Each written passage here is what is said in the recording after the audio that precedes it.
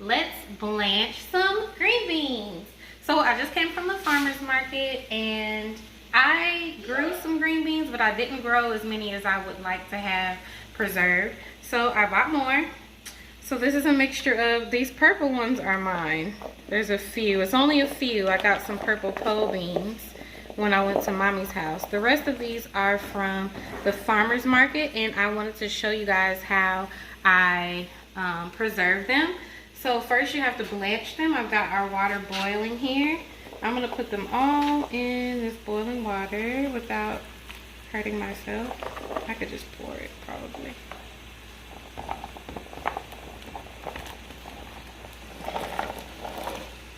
So have the water already to a boiling temperature when you put them in there.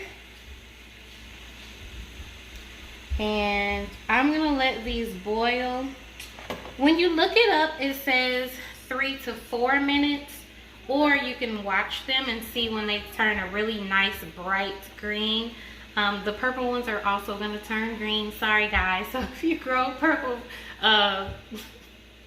if you grow purple green beans and you're thinking they're gonna be purple, they're probably not. But that's okay. They're gonna be so tasty and they're gonna be homegrown.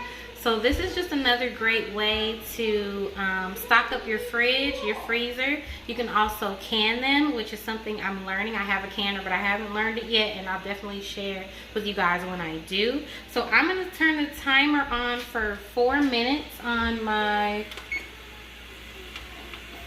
stove here. And I'm gonna let these get nice and bright and green. And then I'm gonna come back and show you guys what I do next. Thanks for watching. All right, so we're back. It's nice and boiling. Take a look, they're nice and pretty green. There's a little foam, but that's okay. So they look really good. We got them kind of to the peak of what they're gonna be. And our timer is about to go off. So next, we're gonna drop them in this ice bath water to stop the cooking right where we want it to stay. So you kind of like shock them, and then they stay at this really nice level of freshness for freezing.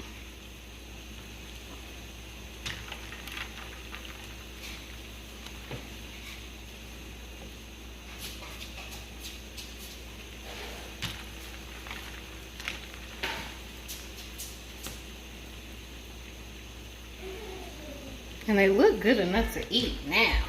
But we're gonna freeze them for later. And excuse my babies in the background. They live here, so. This is hashtag real life. Like when I'm doing this, there's always noises in the background and babies asking for fruits and kids doing homework, because they are homeschooled. So just make sure you get all your green beans out. Let them sit in the bath water. Get a nice good stop right where you are. Don't cook anymore. And then what we're gonna do is freeze them. So I have this cookie sheet laid out. This is just parchment paper on here. I'm gonna take my green beans and lay them as flat as I can. I'm not really too anal about it, because the only thing that this does, don't look like that, Anaya.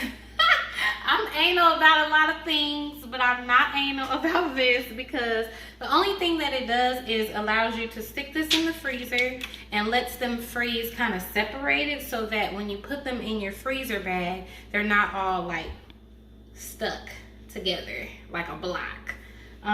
So I'm gonna do that, and then I'll come back and show you guys what that looks like, and I'll show you a bag that I already have in the freezer from doing this before. All right, peace.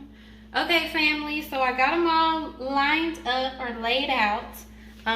This is kind of a lot of green beans, so if I had the space in my freezer and if I felt like it, I would probably do 2 trays. But I think it's okay because normally when they're frozen, I just take this and kind of shake it up a little bit and break them up so they won't be all stuck together. Now we are gonna lay them in the freezer. You might need to come on this side. We'll switch sides so you guys can see. We're gonna put them in the freezer just like this. I'm gonna let them freeze. I don't know how long. I normally don't time it. I just do other stuff that I have to do throughout the day, and then I come back, and if they're frozen, I'll put them in a freezer bag like this. So these are homegrown green beans that I froze before. You can kind of see some of the purple ones. They're not as green, but they're definitely not that gorgeous bright purple that they were before. And if you take a look inside the freezer, I've done the same thing with tomatoes. I don't blanch the tomatoes. I just cut them up and freeze them. We use those for stew. I also freeze guacamole. You can freeze guacamole. I just learned that actually. This is kitchen scraps. I made fried rice today, and it has like onion and cut up scraps. I'm gonna use that to make a veggie broth when I need it. And I also did the same thing with carrots. So I got a big old bag of carrots from the farmer's market before, and I blanched and froze the carrots so that we'll have them for later. I need to organize in here a little bit, but I just wanted to kind of show you guys a little bit of the preserving that I do to kind of make sure that my family has what they need. Even when it's not carrot growing season or green bean growing season, we will still have those things in the freezer. So thank you guys for watching, and I'll come back with some more in the house stuff for you guys in a bit. Peace. Okay family, so this is how much green beans we froze. This is them in the bag now. These are quart sized. So I got about 1.5 quarts.